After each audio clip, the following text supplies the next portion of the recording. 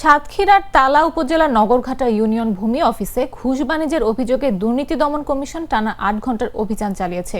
মঙ্গলবার বেলা ১১টা থেকে সন্ধ্যা ৬টা পর্যন্ত খুলনা সমন্বিত কার্যালয়ের সহকারী পরিচালক মাহমুদুল হাসান শুভ্রর নেতৃত্বে এই অভিযান পরিচালিত হয়। দুদকের দল সাধারণ পোশাকে গিয়ে সেবা কার্যক্রম পর্যবেক্ষণ করে। অভিযানকালে একাধিক সেবাগ্রহীতা অভিযোগ করেন, প্রকৃত রাজস্বের চেয়ে অতিরিক্ত অর্থ আদায় করা হচ্ছে। ভুক্তভোগী আব্দুর সাত্তার জানান, ১৫,০০০ টাকা দাবি করা হলেও পরে দর কষাকষির মাধ্যমে ১০,০০০ টাকা রাজি হয় কর্তৃপক্ষ। পরে দুদকের কর্মকর্তারা বিষয়টি ধরে ফেলে এবং টাকা ফেরত দেন। দুদক জানায়, অভিযুক্ত কর্মকর্তার বিরুদ্ধে আগেও ঘুষ নেওয়ার অভিযোগ রয়েছে এবং সে সংক্রান্ত ভিডিও ফুটেজ সংরক্ষিত আছে।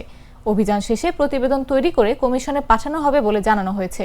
স্থানীয়রা এই অভিযানে সন্তোষ প্রকাশ করে দুর্নীতির বিরুদ্ধে নিয়মিত নজরদারির দাবি জানান।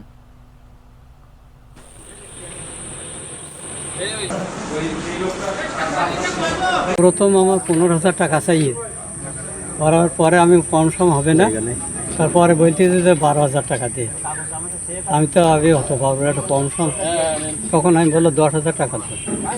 তারপরে তাতে রাজি করে আমার চেক কাটি দিয়েছে। চেক কাটি দিয়ে আমি বাড়ি যেছিলাম, তো এইখানে আইলাম। আমি পরে এনারা আইসে শুনলাম।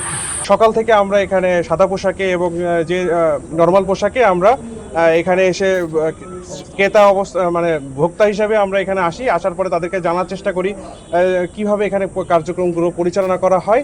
তারপরে আমাদের যারা কর্মকর্তা যারা আছেন তারা নিজেরা সরজমিনে তাদের কাছে গেছেন এবং যারা এখানে আপনার সেবাগ্রহীতা আছেন তাদের সাথে কথা বলেছেন। কথা বলার মাধ্যমে আমরা জানার চেষ্টা করেছি এখানে কি ধরনের অনিয়ম আছে, কি ধরনের সমস্যা আছে এবং তারা কি প্রবলেমগুলো ফেস করে।